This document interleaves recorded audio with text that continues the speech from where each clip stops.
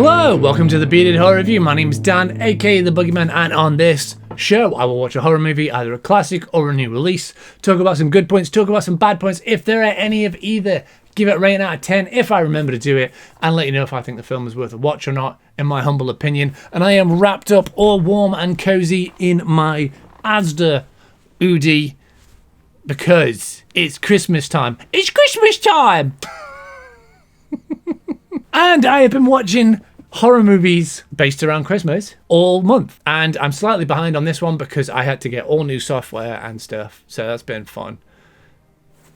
But I watched a horror movie that came out in 2023.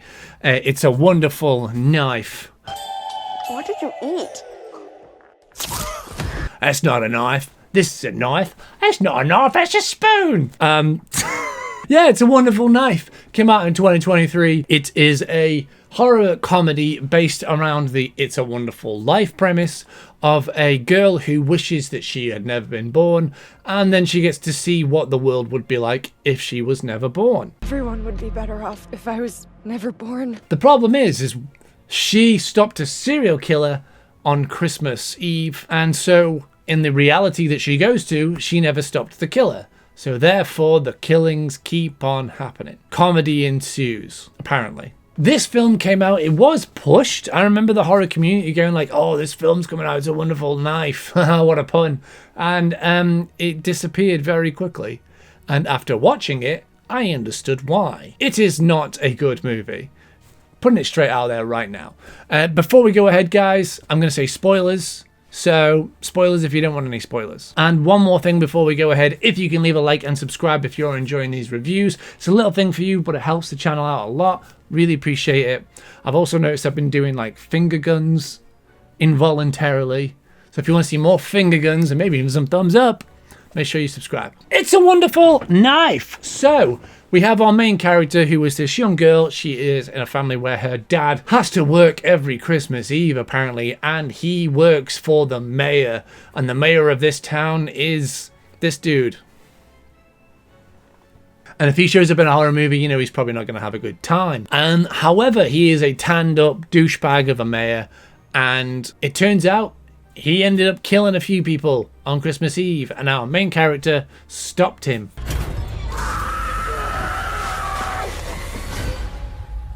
And when she wishes herself away because she is a younger sibling or older sibling, I don't know which one.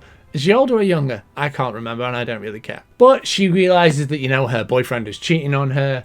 Her parents don't really like her as much as their other sibling, her brother, who's a jock and he's gay and everyone loves him. And it points out that he's gay a lot. It points out a lot of the characters are gay a lot for some reason.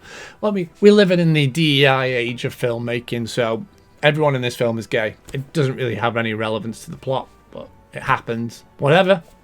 It is what it is. And yeah, so she just gets a bit upset, you know, a year after her friend's passing, that people have just kind of moved on with it and people are kind of being crappy to her because she's still dealing with all that trauma and everyone seems to have forgotten about it. And all these bad things keep happening to her. She doesn't get into the university she wants to go to. Like I said, her boyfriend's cheating on her. Her parents are being really nice to her younger brother or older brother. I don't know which one it is. And yeah, so she wishes herself away. And then she goes into a reality where the killer is still killing. And it happens every Christmas, apparently. And apparently he's killed up to 28 people at this point. Oh my god.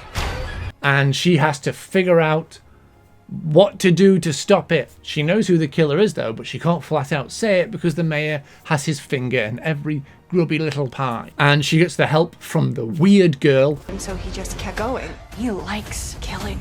Who just seems like a nice person. Watching this film, right, I want to know. Americans, please let me know. Are you all this horrible to people in high school? Like, you bully them, like you throw drinks at them, you call them horrible names, even when they're just nice and they haven't really done anything, they just exist. Are you this horrible? Like, watching this film, I kind of like, I mean, I've watched a lot of films with bullies and things in, and these American bullies, and it's just kind of like, are you always this awful to just a person? Someone let me know. Are American teenagers this horrible? Thanks. Comment down below. It's one of those where you can see the end coming, and it does things that don't really make sense either. And the twist in the middle is just so obvious it hurts. Her dad kills people. So her dad, who ends up like in this massive depression because without her being there to save her brother a year before, her brother got murdered. And I told you, spoilers. And so she's like in this, her home is now, instead of being a happy family, it's a broken home. And her mother is like literally getting off with other men in the home when her husband's there. Husband doesn't care, her dad. And he dresses up like the killer and ends up killing people. And you think, oh my God, her dad was the killer in this universe, not the mayor. But it turns out it was the mayor, and for some reason he can hypnotize the whole town, and she has to get with the strange girl who ends up being friends with her so that they can save the universe and she can go back to her normal time. And it's just a bit like, bleh, it's just a bit nothing. It's just cheesy. The kills are crap. Like, it's so Hollywood run-of-the-mill tame. It's just a bit, I can see why it disappeared. It's not funny. I can't root for any of the characters except for the weird girl. I just found her adorable, and she seems like a lovely person, and everyone's mean to her for no reason, and I hate that. And I just wanted all these horrible people to just, yeah, I'm happy that the killer's getting them and they're dying, and I don't care. It wasn't funny, it wasn't entertaining. It felt really long, but also really short at the same time.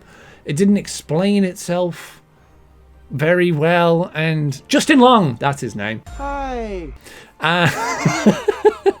And yeah, it just felt crap. I would skip this one entirely because it's just not very good. The problem I have with films is I don't mind a B movie, I don't mind a C or a Z movie, I don't mind movies with small budgets or big budgets.